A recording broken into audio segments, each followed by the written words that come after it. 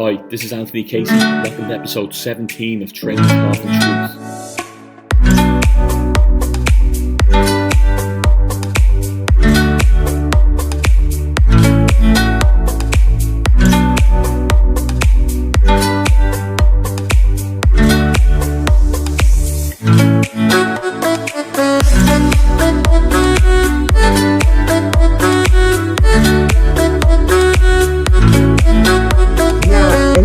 I don't even know your name. It's Anthony, yeah, because it's been under the page of Training Thought and Truth the whole time.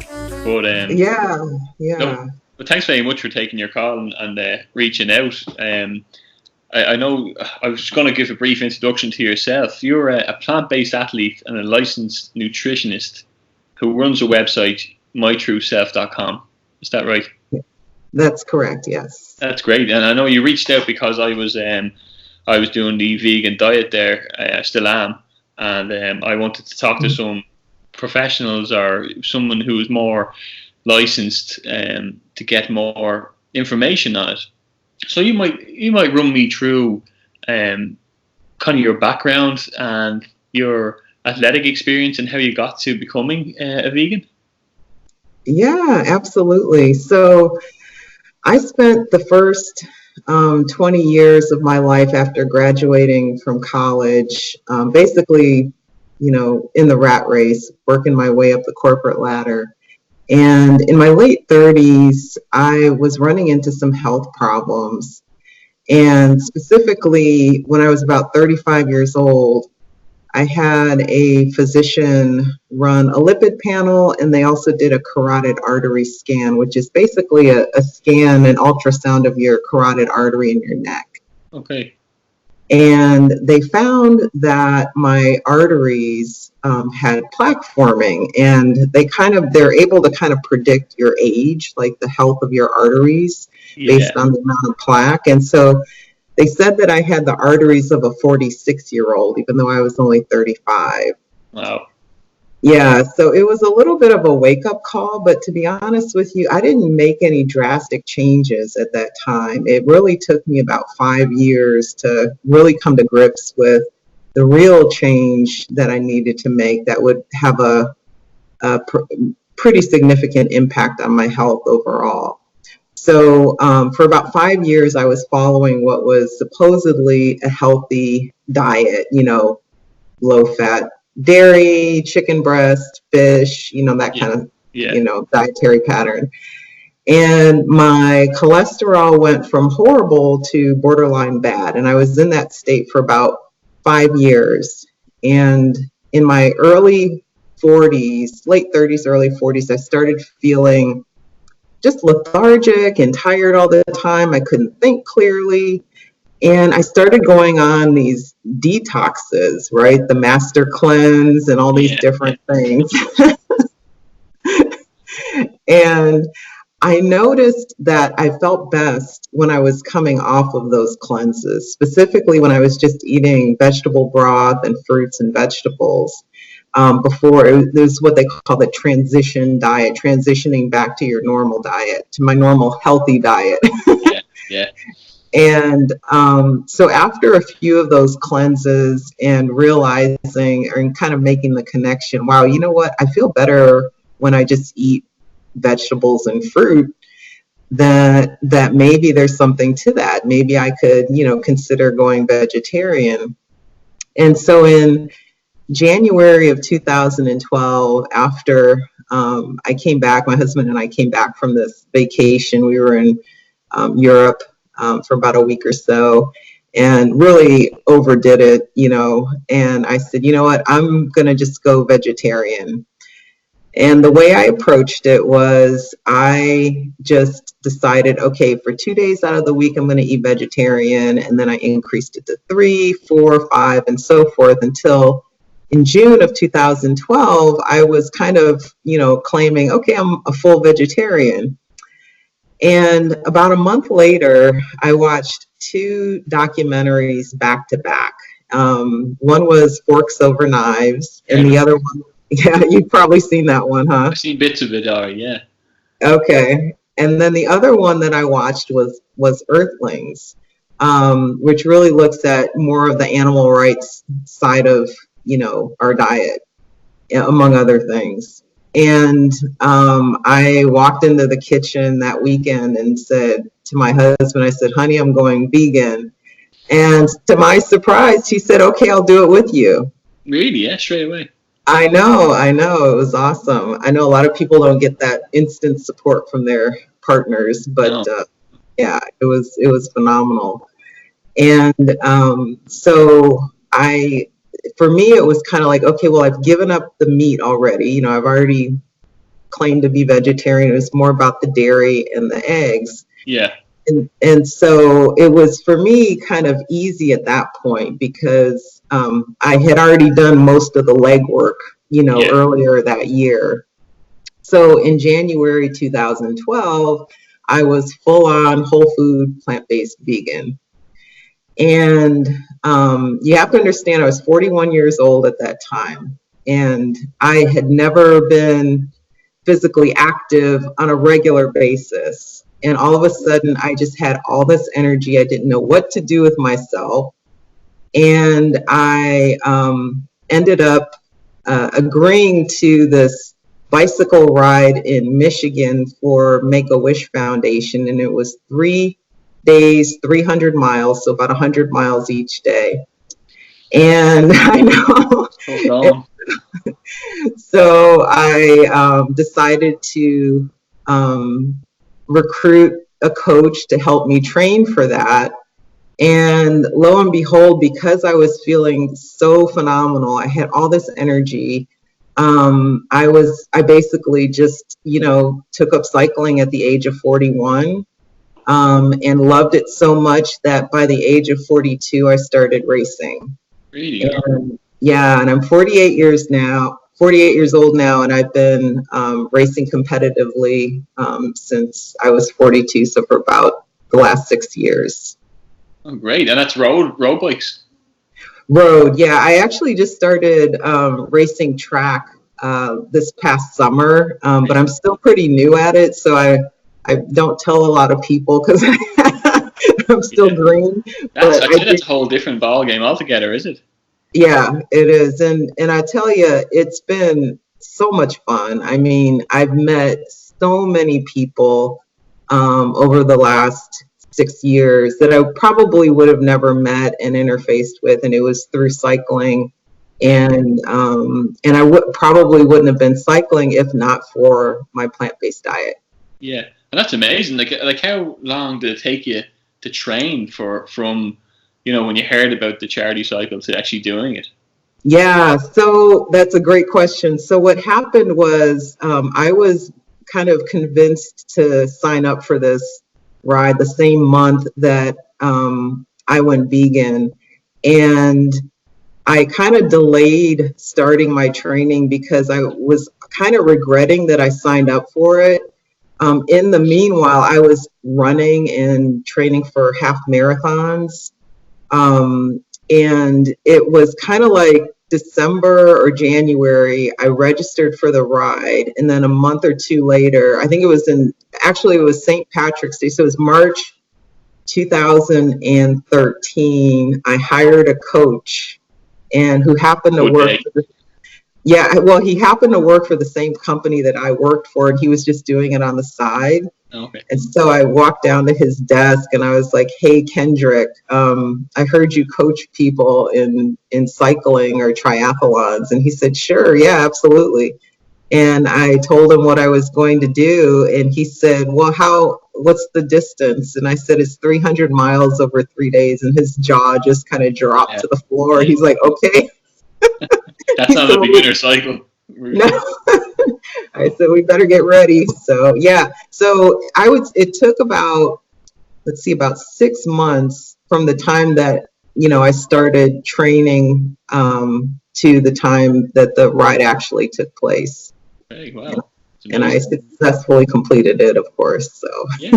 And then you took the other step, because now we have a website, obviously, and I can see from looking at it that you schedule appointments and things like that. I was just looking at the website. The website looks great. It's really fresh and all. And I just was reading a few bits because from the beginning of it, you have your mission kind of laid out in big writing. Help people who seek to embrace a plant-based nutrition as a solution to improving health and making a social impact on the world. Mm-hmm. And then you address the question of why you say plant-based nutrition is at an intersection of individual health and the environment and treatment of animals. And then you list a lot of positive results that include weight loss, increased energy, like you were talking about there, clarity, lower cholesterol, blood pressure, improve athletic performance, and quality of life. So it's pretty amazing because you see that straight away in big bold writing. You know what you're about straight away from a few seconds of scrolling almost. How did you get into what made you start the website? Yeah, so that's a great question. So part of that transition to my diet, whenever somebody makes this kind of a change and they feel so phenomenal, they just want to tell everybody, right? So I actually went to my company, the company that I was working for at the time, and shared with them what was happening with me and how I felt other employees could really benefit from this, given the chronic disease epidemic we have, globally, and also just the concern around sustainability and environmental stewardship. And so it was a little bit naive of me to kind of do that because I was just so sure that people would be as excited as me about it. And of course they weren't. So I kind of got to a place after, really a lot of contemplation that, I wanted to pursue another path with my life and kind of go into what I call my second career. So I left aerospace in 2016 and I went back to school to earn a master's degree in nutrition sciences. And then when I graduated, I published a book and then launched my business at the same time. And I realized that, people could really benefit from this, but I needed to go at it from a different angle other than, through the company that I was working for at the time. So I wrote the book, The Plant-Based Workplace, with my company, the company that I worked for in mind, along with all the other companies and employees that are out there that are really struggling with their health and, could really benefit if they want to take control. Because I could see, is that where you incorporate the CEO challenge? Is that along in that book, is it? Or is that a different thing? Yeah, no, that's the book. Yeah. So that CEO challenge was kind of actually something my husband thought of. It was, I'll give him credit for the idea that I thought was a great idea. Where, if a CEO wanted to, really kind of consider this type of change and engage employees in the process, they could actually reach out to their leadership or their workforce and say, hey, would you be interested in one solution that would both improve our health and leave a lighter footprint on the planet? And of course, who's going to say no to that? Yeah. No, it is good. And did you get much results from that? No, I got some media attention from it, but no CEO has really stepped up to the plate to take that on. But, truthfully, I wasn't necessarily expecting them to take it on. It was more to get them to really think about it, really think about, just the logic of it, in terms of really pulling employees into this conversation around, are taking control of our health and leaving a lighter footprint. And it's a very complex topic because it really deals with people's, food addictions, people's habits, and, whether or not, those kind of tough decisions around what gets served in the workplace, really can be changed. And, you have to start somewhere with that conversation if you're going to do something different to make a difference. Yeah, because I know as well, it's not really something that is talked about. And you're right, like it was great to raise awareness for it. But, it's talked about so little that it's almost forgotten about by most people in their day-to-day lives, you know. And I was only talking about it. I went through a bit of a bang over the summer where I was cycling, doing a bit of cycling as well now, and I was training for a race that's in Ireland called the Ring of Kerry, and I fell off my bike and had to get shoulder plates in. But I wanted to kind of rebuild myself the right way, and I signed up for a strength and conditioning course, and I tried a few different diets. So I've been doing the intermittent fasting for a few months, and I really enjoy that. I have to say, I'm feeling great benefits from it.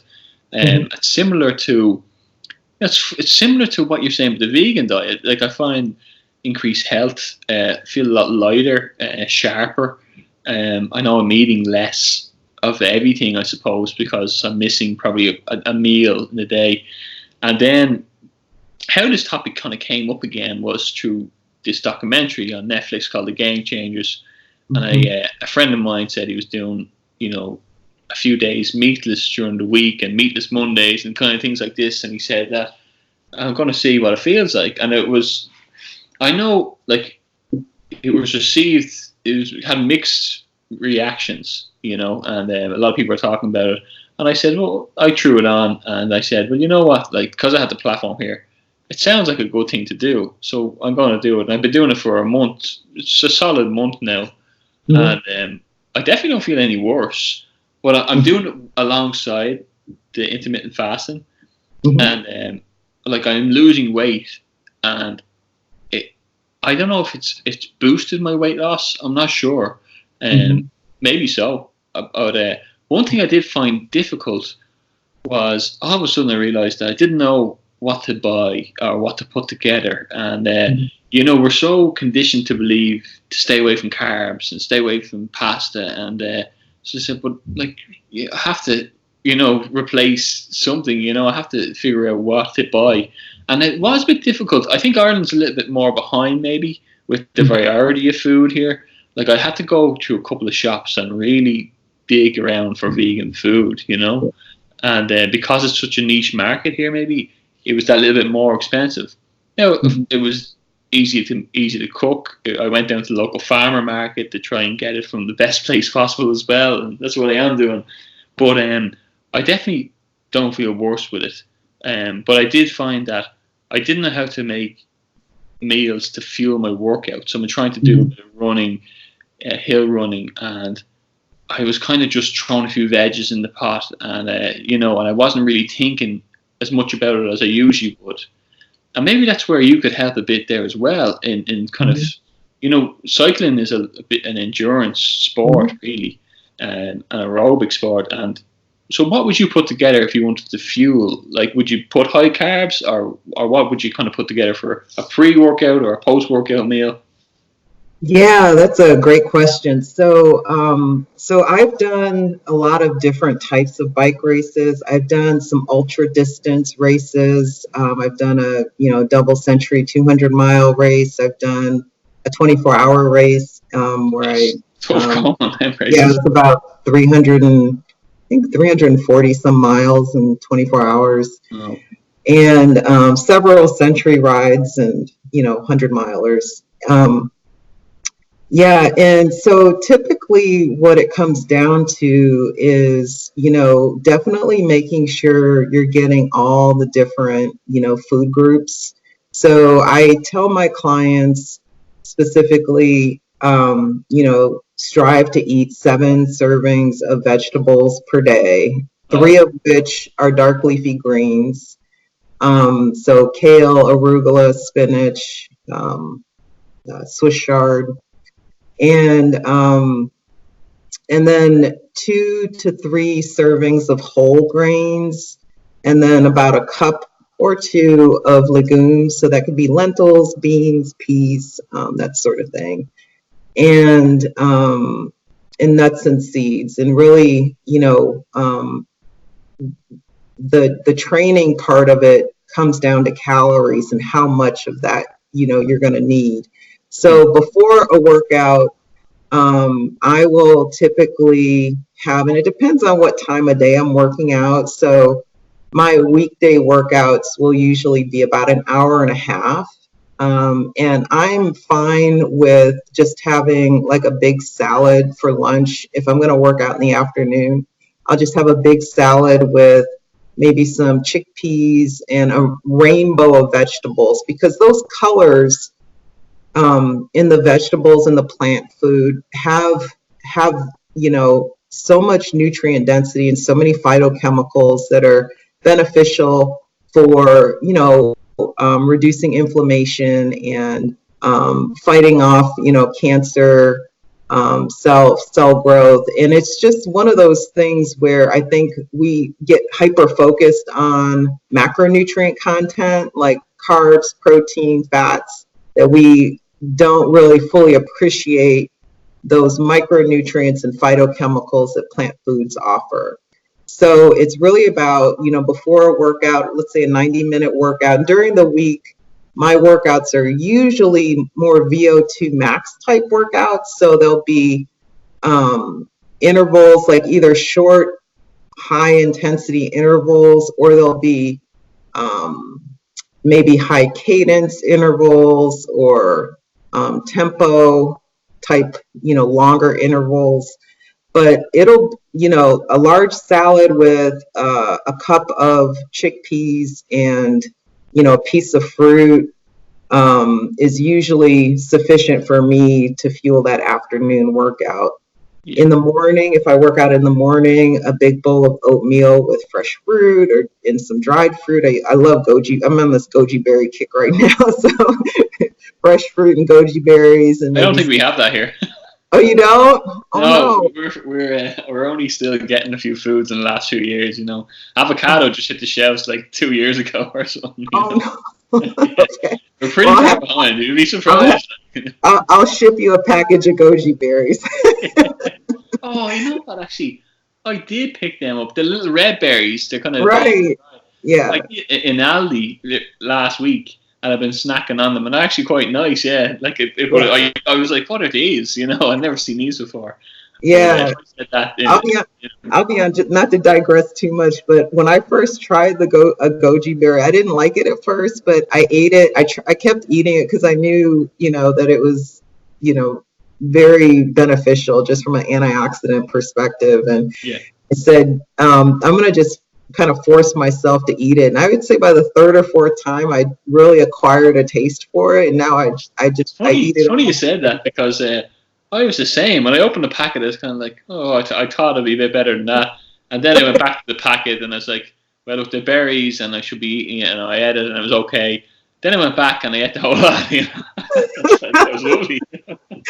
So actually, it's funny, isn't it? You have to give everything a second chance maybe sometimes. Yeah. I'm actually just admiring that picture behind you. What is that with your name on it? Oh, it's just my book cover. It's just a poster of my book cover. Oh, yeah. Good. Nice little frame. When you're talking about you're doing your high cadence workouts and your tempo, are you are you doing it on an indoor trainer? I do most of it on an indoor trainer. I do ride outside sometimes, but I live in a place where it's really hard to, it's not like a flat straightaway type of terrain. It's very hilly, a lot of hairpin turns. No. So when my coach gives me a workout with specific targets, it's very hard to control for, just the terrain and then, just the road traffic and everything. So unless he says something like, just go out and ride, I'm usually on the trainer. But where actually are you? What part of America are you in? Yeah, I'm in Washington State, in the San Juan Islands. So, you have to take a ferry to get here, or a seaplane. Sounds very exotic. It does, but it's kind of rural, it's kind of interesting because it's a little bit of a small town. It's a beautiful place, but it doesn't have a lot of the conveniences, a place like Seattle, Washington, or Los Angeles, California would have. So because I know, like, cycling here in Ireland, like, it's been raining for about 3 weeks now. You know what I mean? And rain is fine. You have to be able to, like, if you're going to take on an exercise routine, you have to be prepared for the rain. Like, you can't look outside and say it's raining, and like you're going to sit inside for 4 weeks on a time. Then but it's not sunny here. You get a few days now and again. But when it's windy and rainy and dark, and our roads, our back roads especially, are terrible. They're very small. They're very high speed limit for the size of them, and there's tractors up and down. And I like getting out in the summer, and I always notice my weight drops by a few kilo for them 3 summer months. And I really should be incorporating indoor trainer more. But I've been switching to running lately, just to focus on a couple of hill run events that I want to see if I can do. But like, that's what I was wondering, if weather has any effect to your training. It's more so maybe the traffic build up and the conditions and terrain, I suppose, over there. Yeah, I mean, we get some pretty gnarly winds here as well, and some rainy weather, because we are in the Pacific Northwest, so we get that gloomy weather, and shorter days, especially in the winter. Usually I just I do a lot on the trainer, and I do a little bit of riding outside in the winter on selected days. If it's not too windy, a little rain doesn't bother me. But sometimes the winds can be pretty harsh, and kind of dangerous. I've been in conditions where I've had debris just from the wind, just hit me in the face, miss my eye, even though I'm wearing glasses. I mean, because it'll just cut through the side, because it's just, it's rough. But what type of bike actually do you cycle? Just as a fan of road bikes, I'm just curious. Yeah, I've got a Trek Madone. Nice. Yeah, it's a 6 Series road bike, and I'm actually in the market for a new road bike, because this one that I've had, I've put a lot of miles on it, but it's still good, but it's starting to show its wear. So I actually got a Trek Madone. It's an old one. It's a 5.2, but it's like 10 years old or something. So it doesn't look like the newer models or that. I think it could even be older than that. I think it's like a 2006 or 7 model, but it's still like, I had a 1.5. I think the higher they go, the better they are. Would that be right? I think so. Yeah, I'm not as much of a bike geek as some of my teammates are on my race team, but I'm kind of more of a, how does it feel? I'm just more of a kind of a feel it out kind of a person when it comes to selecting a bike. So I sadly don't have the same level of appreciation for componentry and all that stuff that some of my that's a good bike. Like a Trek Madone 6 Series, they're really sought after. Like, they're a great looking bike. But like, I know everyone was saying to me, you should get a carbon bike. So that's why I went for the 1.5 was doing me well. Like, I love that bike. I put I didn't do anything like the mileage you're doing, but I did, like, my first event was like a 60k Dublin bike ride. It was a smaller route, and then I did a few hundred. So we were doing it in kilometers, so I did a few 100 kilometers, which is 60 miles. Is that right? Yes. Yeah. And I've done a few of them, 110 maybe. And I know the one I was training for was 180, but it was the hills of Kerry, so it was going to be hilly enough. But I fell off the bike the week before it. But that's the way it goes sometimes. But I haven't actually much been on the bike since, because I was using the Zwift, the indoor one. Yes. That's probably the most famous kind of indoor kind of online kind of one. But I just really wanted to start. I knew running long distance, I always fell down on it, and I wanted to sort that out. I had shin splints, I wanted to get that sorted. And funny enough, from the recent diet I've been doing, like, all that inflammation is gone, an awful lot, I think. And I think that's why I was saying, the benefits you're saying of the vegan diet I got with the fasting, and now maybe I'm boosting with the vegan diet as well. A friend of mine has been doing. I was only talking to me a few months ago about this, and he was telling me he was having health issues, and he got checked over, and now he has no dairy, and ever since that he feels way better.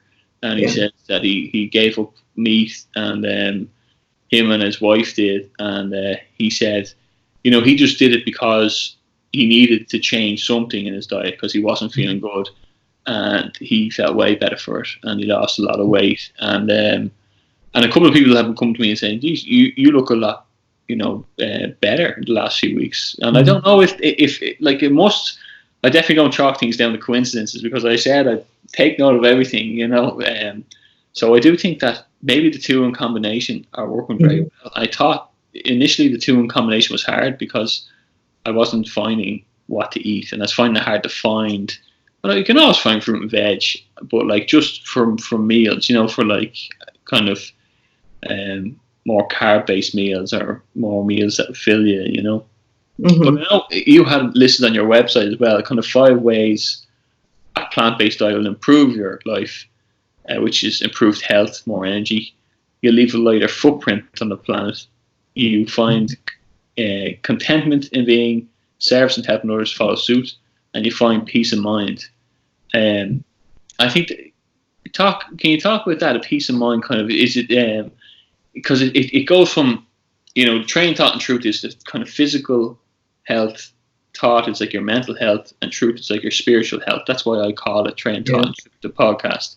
And like peace of mind as well is kind of mental and spiritual as well, because we dealt on the physical side of it. What do you mean in terms of that? Yeah, so there's a couple things I mean by that.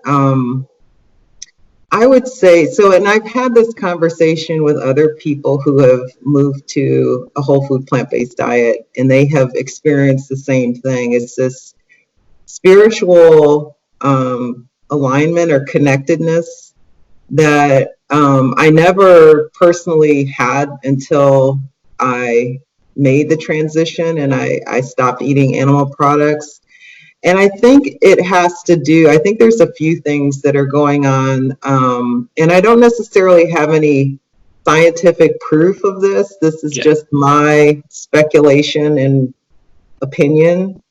But I think the first thing is that, for one, I felt like, and I still feel like, I'm living my values. I was always someone who said I was an animal lover, and when Michael Vick was in, I don't know if this made news over in the UK at all, but Michael Vick was this professional football player, and he was indicted on charges for fighting pit bull dogs. And so the internet went crazy. Oh, he's the devil. He's this horrible person and all of that. So I was right up there, because I had 3 rescue pit bulls. And so I was all over them, hey, And then I stopped and really thought about it. I said, you know what?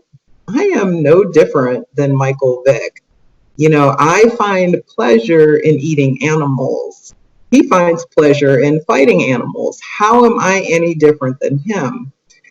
And so when I came to grips with that and changed what I was doing, I felt like I was finally kind of living my values. And, not just talking the talk, but also walking it, right? So I think that's one of the reasons why there's this kind of spiritual, thing that happens. I think the other thing that might be happening is that when animals are raised for food, there's a lot of stress in that environment. And I don't know this, but I can't help but wonder if stress hormones, kind of remain in the food after they're killed. Yeah. And that when people ingest the food, that they're ingesting stress hormones. Now that may just be, nonsense, but it does cross my mind. I mean, it's completely plausible because every week they find out something else about what we're ingesting and what we don't know about. Like we're at we're at an age where we're discovering things at a phenomenal rate. So when you're eating animals, you are eating their DNA and every part of what ran through their veins as well. So it is completely plausible as well. But I think it's like the spiritual thing is. I get what you mean by that, because I know a few videos emerged a few years ago. I remember, and it was like farmers running after pigs to kill them and stuff like this, and people were horrified. But then they probably ate it the next day, and it's like, are burying our heads in the sand and pretending it's not happening. If you don't agree with something, lately as well, I've been reading a lot of, what you believe is kind of what you live out, as well. And it's like you're saying there, you start living out your values more, and I suppose the alignment came in. I think that is the whole thing with alignment, isn't it? When you act out what you personify in a lot of ways, and it's a good thing. And would you consider yourself a spiritual person in terms of, would you believe in a higher power? I do. I do. I'm not religious in the sense that, I'm not necessarily someone that goes to church on Sunday. I'm not someone who quotes scripture on a regular basis, kind of thing. And I'm not saying that to say there's anything wrong with that, of course, but that's just not me. Yeah. But I do believe in a higher power, and I believe that there is this concept of being interconnected with each other, and that also is a big factor in why I created my true self. Yeah, I think it is. Like you said, because you have the ethical side. It's funny because you have your point to make on why veganism boosts your health, and and then, but also on the ethical side, it's hard to argue, I think, with the moral standpoint about veganism, because I've seen there's a guy on YouTube called, I think it's Earthling Ed, and he's a podcaster in England, and he's done quite well. He has a lot of following, and he kind of debates people out in the street, or he actually had an Irish dairy farmer come over to him, and they had a debate about it. And I don't know, even before the other documentary came out, I started tagging on to him a bit, and I subscribed and was kind of listening to him. And I said, the cases he's making, you can't argue with, the moral standpoint. But as well, I do think that our morals come from somewhere as well, a higher power or something like that. And I think that is, like you said, the connectedness of everything is all important, because I think that's the same with humans as well. We're all in the struggle. We all have to help each other out and pull through it.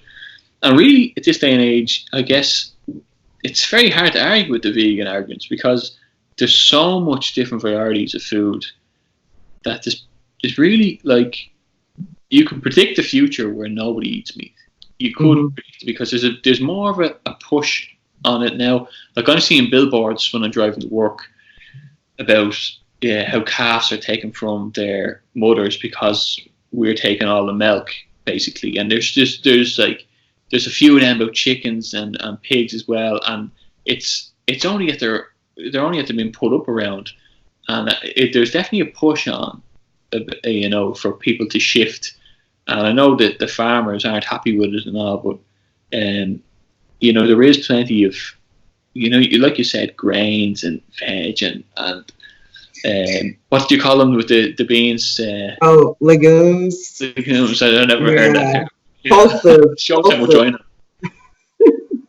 But I do think though it's because I one thing I did notice is that I wasn't missing the meat, and you don't get a craving for it or anything like that, and you have to. I think you have to listen to your body, because your body knows. Your body, when it's craving certain foods like orange juice or something like that. It's usually they say it's deficient in vitamin C then or something, or bananas is potassium, and the body's kind of it's like we have a kind of an ancient kind of mind. Their body has its own mind where it knows more than we actually know. It knows what we should be eating and what we should be reaching for.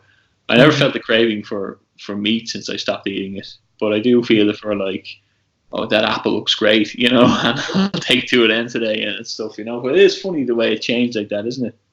Yeah, I mean, you can change it's interesting. There's I think a few things going on. You're changing your taste buds when you change the food that you eat, but you're also changing your microbiome in your gut, and because what you eat influences the microbial system in your digestive tract.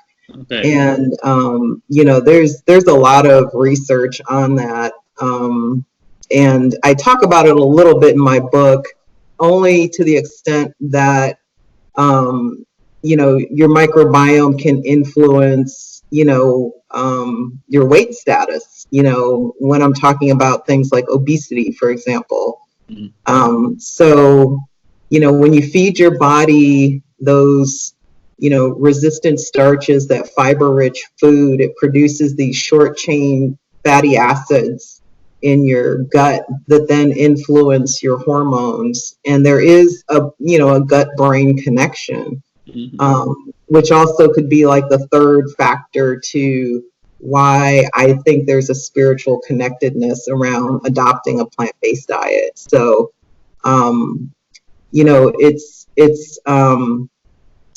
you've probably seen the movie, I think it was called Super Size Me, where the guy went in and he said, okay, I'm going to just eat, McDonald's for 30 days. And so he obviously gained a lot of weight, but he also started to crave that kind of food because he went the opposite direction, right? So you get to choose. I mean, that's the cool thing about it. And that's why, when I hear things, like when I hear people say, well, you can't tell me what to eat, and I'm not telling anybody what to eat, right? I'm just telling you the benefits that you could realize if you give it a try. Yeah, absolutely. Yeah. but that's the cool thing about having another option. And I say that because I have conversations with people who have a chronic condition, and so there's a track of, well, you can continue down the traditional medical management with the prescriptions and everything, or you could try something different that involves a plant-based diet and exercise, of course.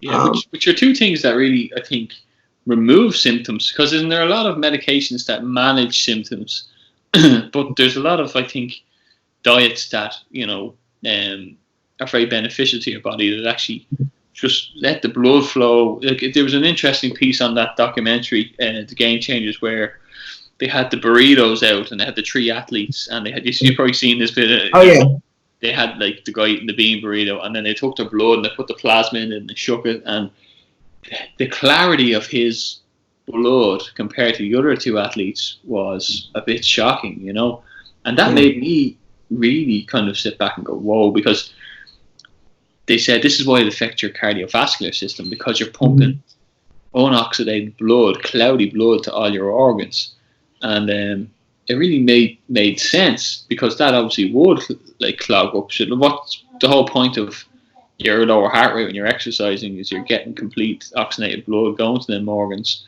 So there's a few pieces like that I really was taken aback.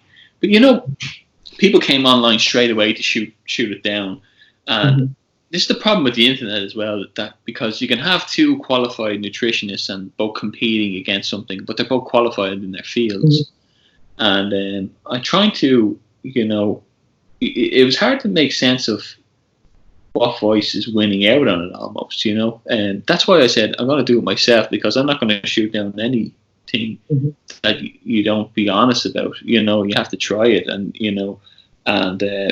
and I would recommend it as well from trying it.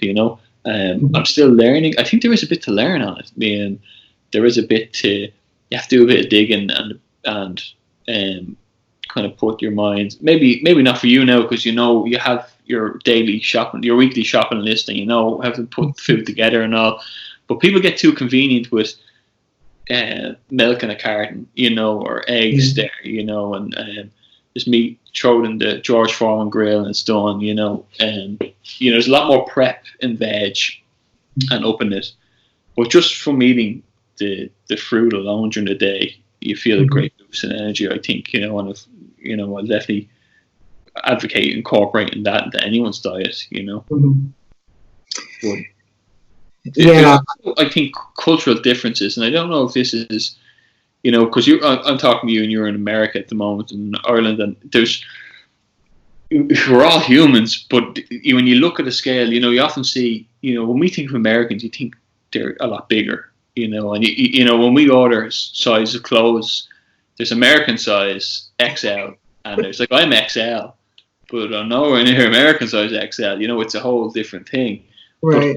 But I think the culture of the fast food maybe has capitalized a bit more on the American cities and poured out, because obviously there's a bigger population, and I think that they have. Is that the convenience? Do you think that just they seem bigger as a race, or less healthy? Well, yeah. So 40% of adults in the United States are classified as obese. 40%. Yeah, and close to, I think it's 70% are overweight or obese. And depending on how you measure, BMI, some might even say it's higher than that. I think that what we have in America is really a problem with corporations and poor government policy around food. Specifically, we have government subsidies that give commodity producers, meat and dairy, economic advantages that makes things like a McDonald's, hamburger cost less than a kale salad, Yeah. And so what you end up with is this obesogenic environment that we have, where people are heavily reliant on ultra-processed foods because the commodities that are used in those ultra-processed foods are subsidized, so it makes those foods less expensive. Yeah. They're more accessible. And for, busy, stressed out people, it's their go-to meal.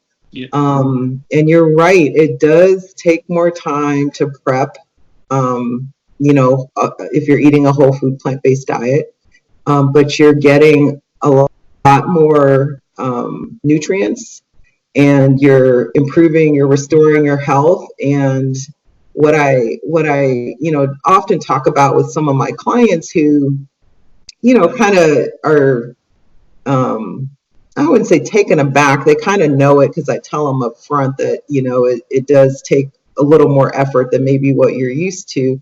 Yeah. But the reality is, what's the alternative, right? Yeah. I mean, it takes someone who maybe had uncontrolled or unmanaged diabetes that has now advanced to chronic kidney disease, 3 or 4 days out of their week, 3 to 4 hours at a time, to go to a dialysis center to receive dialysis for their condition. And that takes a lot more time than, making a salad. So, it comes down to a couple things. One is, we all have a choice to make. We can complain and not do something, but it comes down to priorities and what's important, Yeah. So, you have folks that have no problem spending $1,000 on a new iPhone, but will complain that, that kale salad costs $12. I don't think I want to pay that much money for it. It's like, okay. Yeah, no, it is. You're right. And the priorities are a bit messed up like that, because really in the long term, everyone is pushed.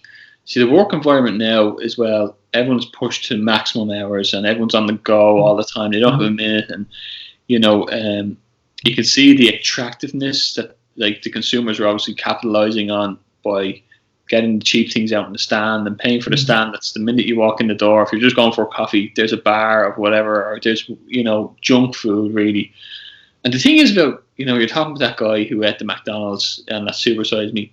He like was very depressed doing it as well. And it's the same if like I don't really eat that much fast food or anything like that, but I know the feeling of having McDonald's and you always feel terrible after. You know, it's a given. You know, you're sacrificing yourself now for your future self, you know, or the opposite way.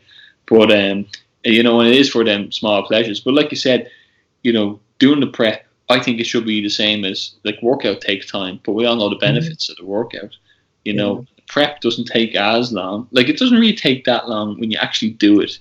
You know, like it seems like a bigger task than it is sometimes. You know, because like sometimes I do like throwing a bit of music and then I just go up to the chopping board, or you know, sometimes I have an interesting YouTube clip there by the microwave and then I'm chopping, and then it doesn't take any time then, you know, because you're working away, and it feels much better for eating something completely fresh, you know, rather than that.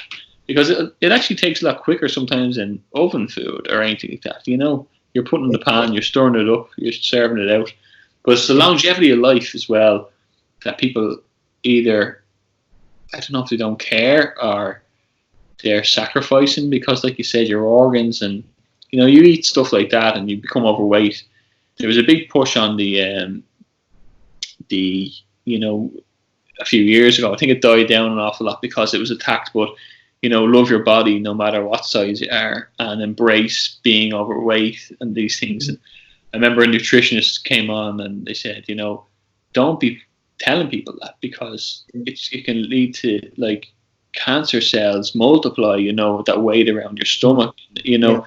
I know, like if people have issues and you know, they eat, or not just that they have issues, but if they have a bad lifestyle, then they need to fix that. That's like having a broken leg, you know. You have to go get that looked after and get it sorted. And I guess, like, I presume that's the kind of thing you're doing as well, because I could see you obviously take clients through your website. So are they coming to you with, you know, are you assessing their routine? Because I know probably genetics come into it to a certain degree, maybe, or lifestyles. Yeah, that's a great question. So, so a lot of times, whenever I give either, whether I'm talking to a client or if I'm doing some sort of a plant-based nutrition education workshop, the first thing I usually start off with is, why is your health important to you? Why do you care about it? And what inevitably happens, responses will be, well, I want to be around for my grandchildren, or I don't want to be a burden to my kids, or, I want to retire and be able to travel the world. You know, I don't want to be restricted.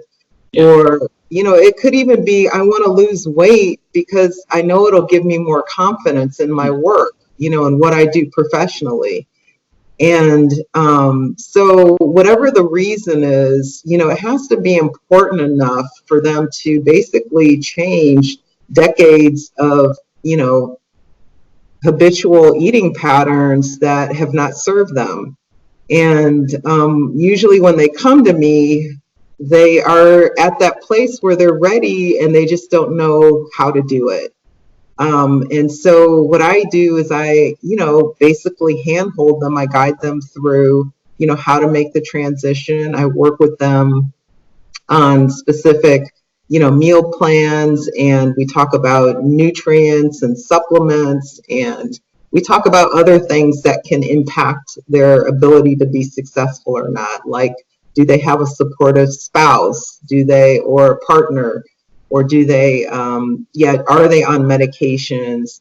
I try not to get too heavy into saying, okay, you're going to lose 20 pounds or 50 pounds, because to the point you made earlier, genetics does play a role in weight status.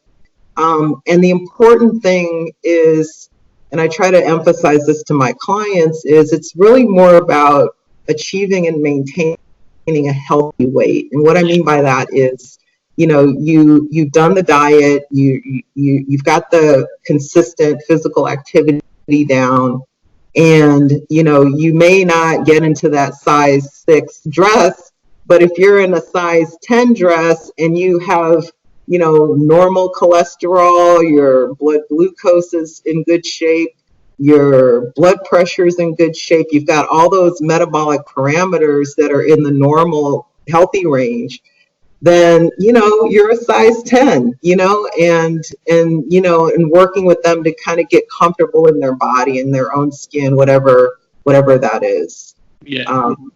And that's my approach. Yeah, and I'd say you obviously will probably get a lot of clients saying that they feel a lot more energy. Is that like would it be more common than not? I suppose as well. And there is I did come across. I was trying to find arguments against the vegan thing, and I know a lot of them are made by farmers, and I seen some examples of what I came across, and a lot of plant-based diets include large part. Now these could be old arguments which are kind of gone now, but a large portion of food is shipped halfway across the world burning fossil fuels. The packaging is very resource intensive, and there's harmful ingredients like palm oil, and creating cropland to grow plant-based food kills many of them. Now I understand as well, I think this came from a farmer page, and I do know there's intentions in that as well, because I know a lot of food is shipped across the world in a lot of parts, but I think the reason why I think it might be old arguments is because I think there's a lot more accessibility to food now as well. But would you have any clients that come on and kind of argue would they ever get into that stage where, look, I don't want to do the vegan side of things? Yeah, I have some clients who are, I call them plant-based butts. they want to go plant-based, but they want to have that piece of fish on Saturday with their husband. They want to go plant-based, but they want to have a hard-boiled egg in the morning. And that's fine, so I work with that. As far as the environmental piece of it, I've heard that argument before, but it doesn't really have merit because, animal products are shipped around the world as well. I do try to stress, locally sourced, regionally sourced produce. Not everything's going to be, living in the Pacific Northwest, we don't grow bananas well up here. So, there are some foods that, do have to travel some miles, but it really comes down to just reducing that impact, right? I did a calculation because I gave a talk here on the island where I live. And I ran the numbers because, I had someone telling me, but it's locally sourced, it's better for the environment. And it's such a, it's not as simple as that, because if you take into consideration the demand for specific animal products, whatever they are, most people are eating them from factory farms or what they call concentrated feeding operations. And so the environmental issues with those farms, are very well documented and well known. And so when you have like a small cluster of, well-to-do people who are getting their animal products, from locally sourced places, it's almost like they're living in a little bubble when they are just saying, hey, this is more sustainable because it's local. But the problem is if you take into consideration the demand for those animal products, if it were to remain constant, you would literally have to clear out all the nature preserves on the island where I live to make way for grazing land for those animals to support the demand on this island. And all you have to do is just, you just look at the people on the island, the number of people, you look at the approximate number who are meat eaters, and you could just get, census or statistical data. And then you just apply a ratio of how many farm animals per acre of land, or however you want to measure land, and you just run the numbers, and you can't sustain it. You just can't. And that's not including things like methane gas emissions and growing crops and all that other stuff. So, I think that argument is a little bit dated because it doesn't really look at the big picture. And I think more people are becoming more aware of the environmental impacts of animal agriculture. I mean, look at, Impossible Burger and Beyond Meat products. Those products were designed specifically for the meat eating environmentalist, not for the nutrition people, but Yeah. for the environmentalist. So, which is great. I mean, I have to put on two hats sometimes, but Yeah. But I know it is interesting because I know, someone made the point the other day to me that I think we're the only animal or mammals that drink another mammal's milk, or the way you think, and that milk really is, cow milk is meant to turn calves into cows. You know what I mean? So it's too much for our body to process, because a lot of people seem to be dairy intolerant to some form or another, or when they give it up, you often hear commenting that their skin clears up, and a lot more people, you hear it much more. It's like everyone is a bit dairy intolerant, at least. That's what it does seem like, doesn't it? So maybe, but I think that there's probably an element of gluttony in society now, where we can eat whatever we want, and we will eat whatever we want, and that's how people want to be, and the more exotic the better, almost, but I'm sure, like, the one thing I wanted to ask you when you said that the buff vegans, do you have to allow, would they lose some benefits doing that, in terms of, like we were talking about that blood sample, it just makes me think that if they ate a meal, even one meal in a week, that it straight away, does it contaminate their blood again? Like, do they stop that detox all of a sudden? Well, yeah, I think what it comes down to is I call it it's not just me calling this, but it's referred to as a dose response relationship. So the more whole food, plant-based you eat in a varied way. So it's eating a variety of different foods under that whole food, plant-based umbrella. The better the response, that you'll get in terms of endothelial function and overall health. Now, the debate that I think people tend to have is how much animal products can you consume before it becomes detrimental or harmful. And we don't know, and each person's going to be different. I think there are some people, particularly with a predisposition for cardiovascular disease, that are going to be a lot more sensitive to any animal products. Whereas you might have another person who is not quite as sensitive, that could, consume more animal products and still be, quote unquote, healthy. Now, the thing with the Game Changer movie, it's a little bit different because they're also looking at athletic performance, whereas the average Joe or average Jane, isn't necessarily concerned about, their power output on the bicycle. So, it just depends on, kind of the context and each person's kind of predisposition to, certain disease conditions. Yeah, I do know, like, a lot of people seem to complain about health problems after eating pork. I think that's one of the highest ones I've come across.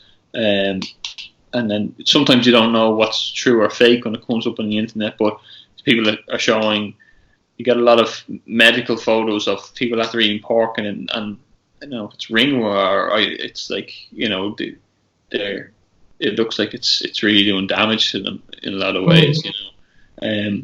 But as well, the one thing I wanted to ask you as well with the fasting, as a nutritionist, I found it great, but I don't know. Do you recommend that to people? I know there's it's a bit trickier with women. I know, because it has to be more well planned, maybe. But I found it it has been working great for me. What's your thoughts on it? Yeah, so intermittent fasting is very beneficial. There have been several studies. There's one in particular that showed the benefit specifically for people with rheumatoid arthritis and obesity in terms of, you know, reducing inflammation and helping to aid in weight loss. So I have recommended it to some of my clients where it made sense. Okay. And, you know, there's a book, and I can't remember the name of the book. It was by Walter Longo, I think. I actually read it over the summer. I'm sorry, I can't remember the name of it. But he goes into really good detail around kind of the benefits and kind of why it works. But it is something that I do recommend to some of my clients. Yeah. Have you ever tried it? I have, yes. Yes. I'm curious to see. One of my colleagues tried it when I was trying it, and when I was doing the running, I felt a great benefit, like energy wise, and I read that because after 12 hours you kind of burn from the fat stores, which are the most concentrated store of energy. And he found, he was on the bike, and you know, with longer bike rides, you're constantly kind of snacking and keeping your carbs up, and he found it wasn't translating as easily for him on the bike. So he kind of knocked it on the head. And it made me think, I haven't gone back to the bike yet, but I really do enjoy cycling. I can lift weights and I can run while fasting, like 15 or 16 hours into a fast, and I feel great. But it does make me wonder, if I go out and try to do 100 kilometers next time, will I crash? I don't know. Yeah, I've not tried it in relation to physical activity. I've done it more as, you know, a recovery type approach to just reducing some inflammation in my body. So I've not necessarily been in a fasted state and exercised. So it's for me more, you know, just more on a day where I've got nothing going on and I'm just going to kind of chill out and zen out and just let my body heal itself. It can reset the body, can't it? You know, they do recommend it now and again. But I've also heard, you know, we were touched on a little bit this with genetics.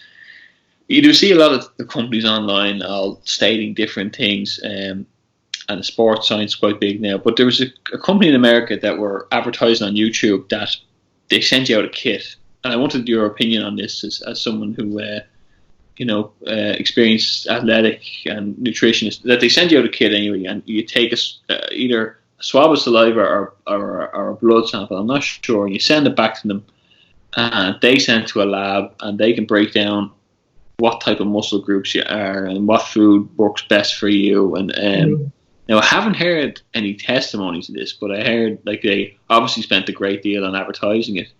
And I wanted to get your opinion on it, if you've ever heard of that, because people are very, you know, standoffish about that kind of thing, and which is understandable, because everything you download on your phone needs your location now and your contacts and your photos, and you know, and people are worried to think that there's a database of them being built up somewhere, and if you give them your DNA that on top of everything else, you know, what are they up to, you know? Have you come across or heard anything like that? I've seen advertisements for a product that did say that they could tell you what your muscle composition was in terms of fast twitch versus slow twitch.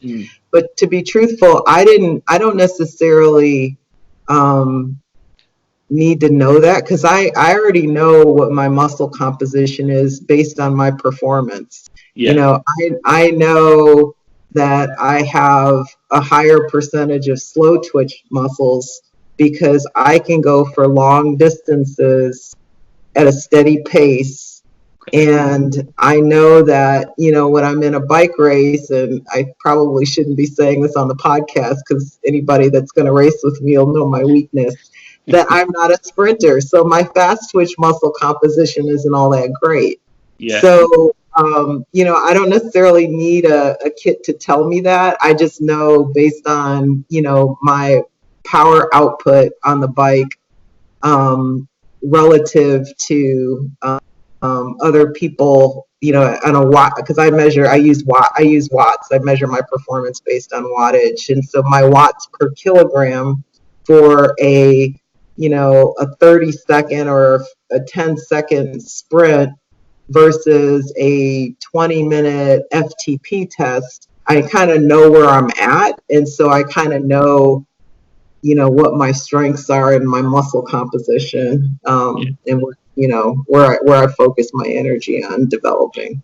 You kind of know what works for you, and you have your own routine. And yeah, no, it does make sense. Obviously, there's probably no need for the likes of that, you know. But you can see how people with money who have a bad health lifestyle could throw money that way, you know. Or, you know, because like I know I talk to a lot of people who do tell me that, you know, that seem kind of more miserable, you know, and in terms of the unmotivated kind of almost self-destructing, burning daylight, maybe on the overweight scales. And do you think a lot of that comes from diet consumption as well, in terms of what chemicals we're putting in? Because, you know, I know the brain, it's very sensitive to chemical balances. Mm-hmm. And I know as a nutritionist, it's almost like you're also a psychologist in certain ways, because you know, it's a lifestyle change, but it has to be a psychological lifestyle change. So you have to rewire your brain almost in that way. Do you find that in terms of moods with people? Yeah, you know, that's a great question, because I was having this conversation with someone just this past week. And, you know, I think it comes down to our subconscious and the fact that our subconscious controls, you know, I've heard 90 to 97% of what we actually do. And I believe that to be true when I think back to when I was told I had the arteries of a 46-year-old when I was 35 years old. And I remember in hindsight that the reason why I was reluctant to make any drastic changes, quite frankly, was because I had this limiting belief that if I stopped eating animal products, that the quality of my life would go down. And I say that because, you know, my husband and I are dinks, dual income, no kids. And we would go to fancy restaurants and steakhouses. And, you know, I felt like, wow, I'm going to go from eating filet mignon to eating rice and beans. So, you know, that my lifestyle is just going to go down the tubes. And I don't want that to happen. And I wasn't necessarily thinking about it at the time, but in hindsight, that's what was going on. My subconscious was keeping me from making that big change back then when I knew about the benefits of a plant-based diet. Because I learned about it when I was 35 years old, because I learned about it from a cardiologist who shared with me some information about Dr. Dean Ornish and the study he did back in the 90s that showed you could reverse heart disease by eating a plant-based diet. And so I didn't want to accept that. You know, I just said, there's no way I can give up my cheese or my meat. You know, it was like, I can't do that. And it wasn't that I couldn't, it's just that my subconscious was, you know, controlling me. You know, my subconscious is controlling me right now. So I think it comes down to, are you aligned? Is your conscious mind aligned with your subconscious mind? And if it is, then great. But if it isn't, you know, let's dissect that a little bit. Let's talk about that and figure out what's going on in that subconscious mind that's driving the behavior.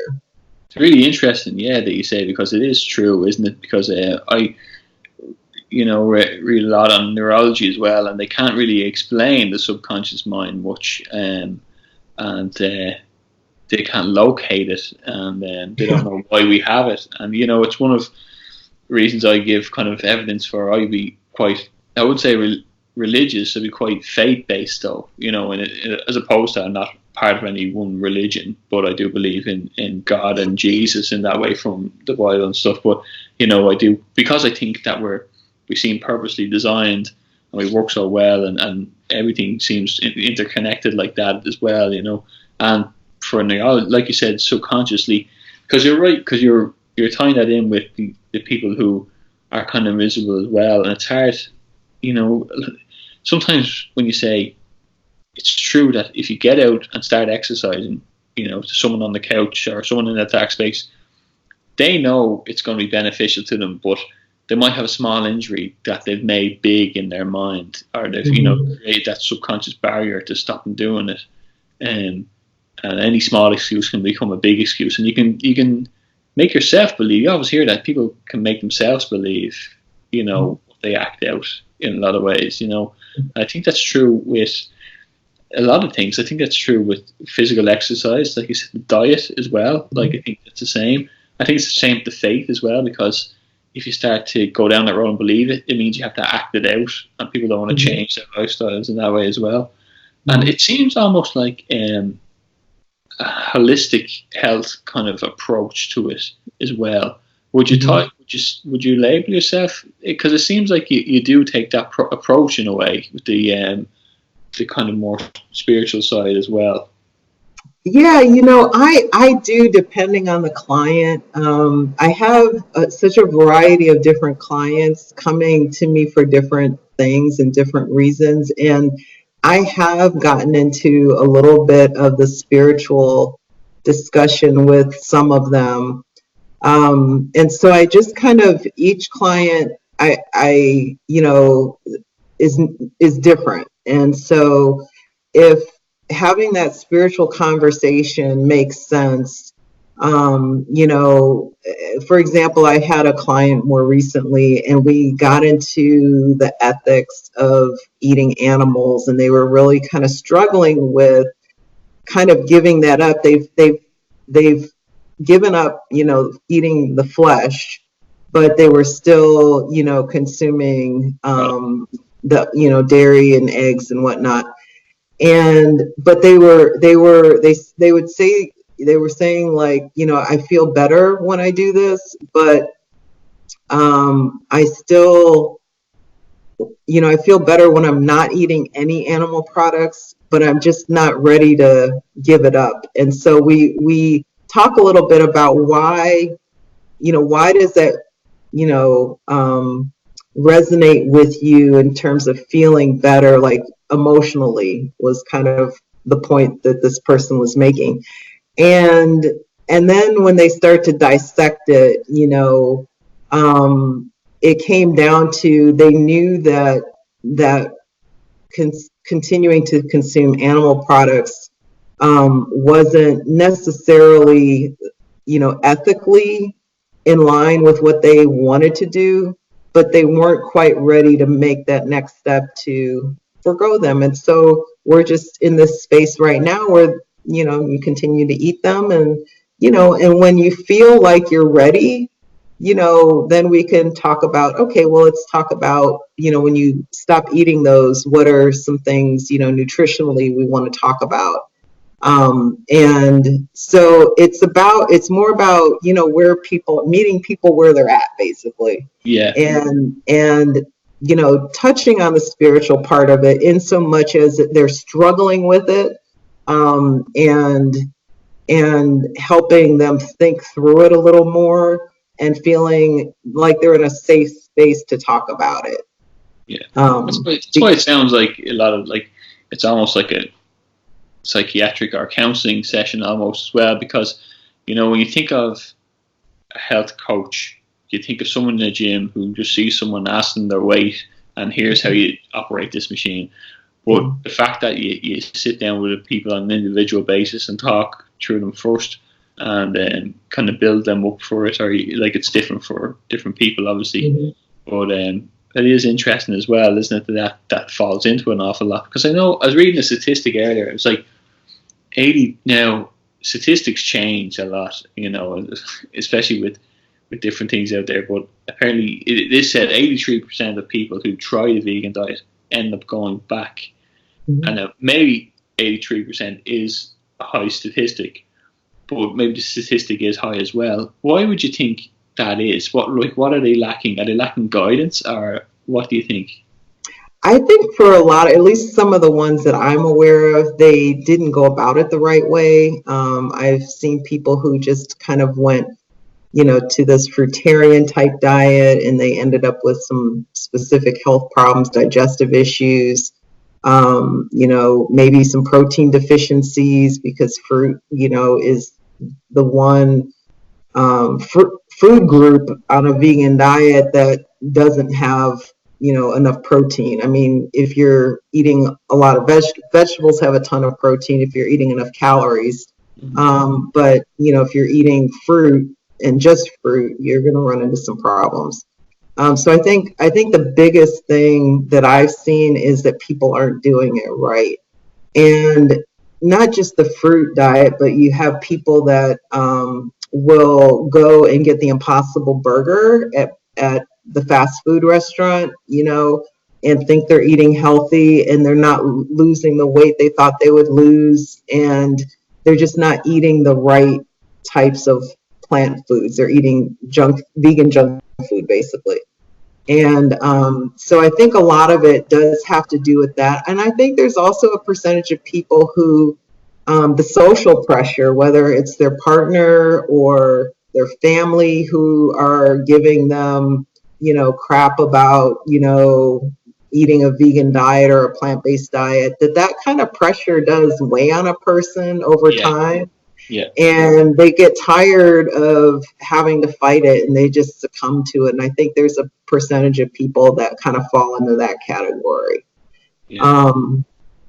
And I think those are probably the two biggest reasons. And there may be some others, but those are, I think, ones that kind of are common that I've seen. Yeah, because I think, in what you're saying there, if one person tries to do it and their partner's not ready for it, like luckily I'm sure was, and you had the support there from the get-go.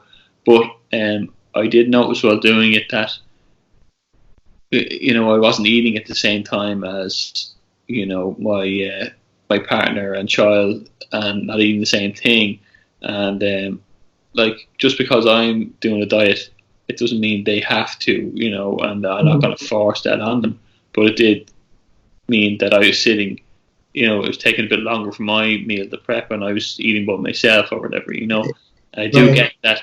You can see why people would just say, "Oh, I'll eat that," which I haven't done, because at the end of the day, if we were to give up everything that was hard to do, nobody would do anything good at all, So, the easy choice is always, well, not always, but sometimes the worst one to make, But you can see how that can be an issue. And like what I said about, if you're somewhat athletic and you are struggling for guidance to find, someone who knows what they're talking about, or what to eat and what to look out for, that will fuel you for certain, because you want to maintain, like, there's a few different aims, and you want to maintain your physical performance, your health, but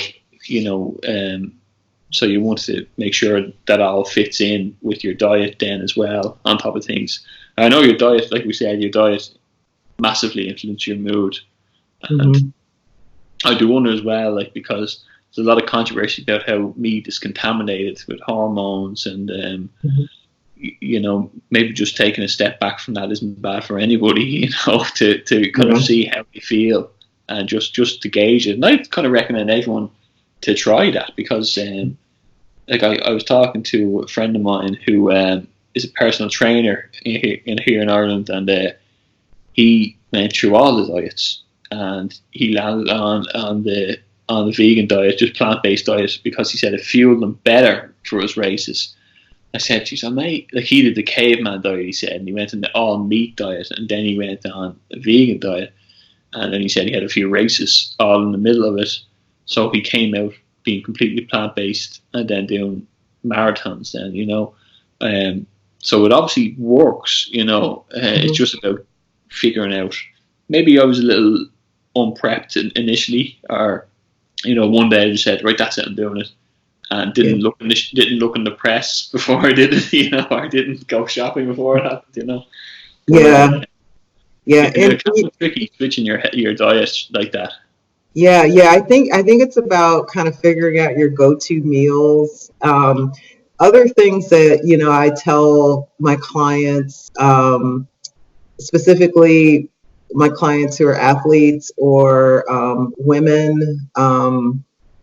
Typically under the age of 50, things like iron, for example. So plant foods there are a lot of iron-rich plant foods. And the key with that is consuming foods that are high in vitamin C with iron-rich foods. So if you're eating like a lentil soup, have an orange with it. And that's because what that does is it increases the bioavailability of the iron, which your body does need.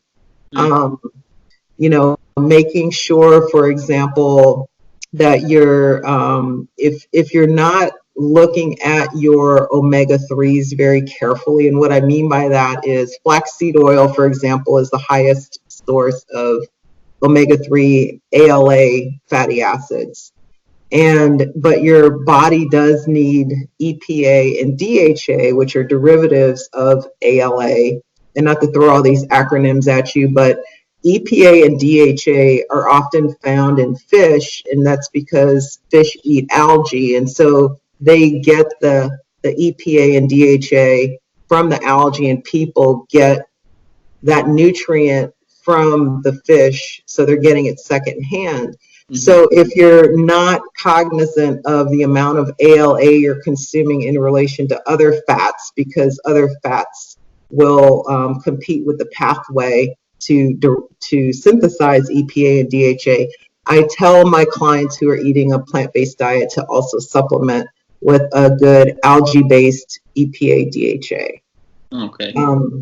The other thing I tell my clients, specifically my athletic clients, around recovery, there's recovery of both, obviously muscle tissue needing to the proteins around the muscle tissue repairing themselves. So eating a protein-rich, but also carbohydrate-rich meal after a hard workout or race, to both replenish your glycogen stores and also aid in the tissue repair of your muscle tissue. So something like, like a rice and bean burrito that they were showing in the Game Changer movie is spot on. It meets that criteria in terms of being both protein and complex carbohydrate rich. And then certainly, the one thing that I've noticed with a lot of my clients in particular is that they're not necessarily hydrating very well. They're not drinking enough water. Something, as basic as water is very important for a variety of reasons. But, those are kind of just some of the tips in addition to the 7 servings of vegetables I mentioned earlier. Yeah. Well, because it is true. And one thing I took away from the Game Change as well was that the animal, the protein, the body weight, or the bodybuilding industry push the weight lifting, to eat meat and get where you get your protein from. And then it said, well, the animals are getting their protein from the plants they're eating, and so that there's plenty of vegans actually have a higher percentage of protein in a body as average than people who eat meat. And I thought it was interesting. What do you think? Like, apparently 6% of Americans are vegan, and it's quite a low number. But what do you think would need to change society-wise? I know it's a tricky question, but it's probably a big ask. But what do you think would need to be done to change people's eating habits? Well, I think it starts with, I think, first of all, I'm encouraged to see that. I think I read that like 40 or 50% of people are interested in eating more plant-based. So I think that's a first step. It's kind of like a precursor to becoming full-on vegan or vegetarian. And I think too that, I think for some people, a lot of people, they're afraid to not eat meat. I mean, they're literally afraid to not eat meat. And I think that there is a population of people that, when they try eating plant-based and they're amazed at how good it is and how much better it makes them feel, you've got the entry to growing that number. And I think the Game Changer movie did a good job in terms of profiling the football team from Tennessee and the players who were mocking, I think it was Derek Mitchell, about him adopting a plant-based diet. And then they were just like, ooh, that looks good. And then they tried it and they liked it. And then, Yeah, the meals that his wife provided just grew. yeah, And so I think it is a little bit of not being afraid to not eat meat, and exploring some of those options and seeing how it makes you feel, and the benefits, in terms of your health status. yeah. So what's the message then? Try it, give it a shot. Yeah, don't be afraid to not eat meat. Yeah, yeah. Give it a It's try. a simple one, isn't it? Yeah, well, that's great. Listen, I really appreciate you taking the time and reaching out, and it was great talking to you. And I'm going to post a link to your website as well on this, and people can check it out and look up the benefits you have posted on it, and hopefully follow you and see that as well. But look, it was very interesting. Thanks very much for taking the time out to chat. Oh, thank you. I enjoyed it as well. Yeah, thanks very much, and I'll have this posted over the next couple of days, and you can. So hopefully you're happy with it. Okay. That's great. Listen, I really appreciate it. Thanks very much. Okay, thank you. Okay, All the cheers. best. All right. Okay, bye.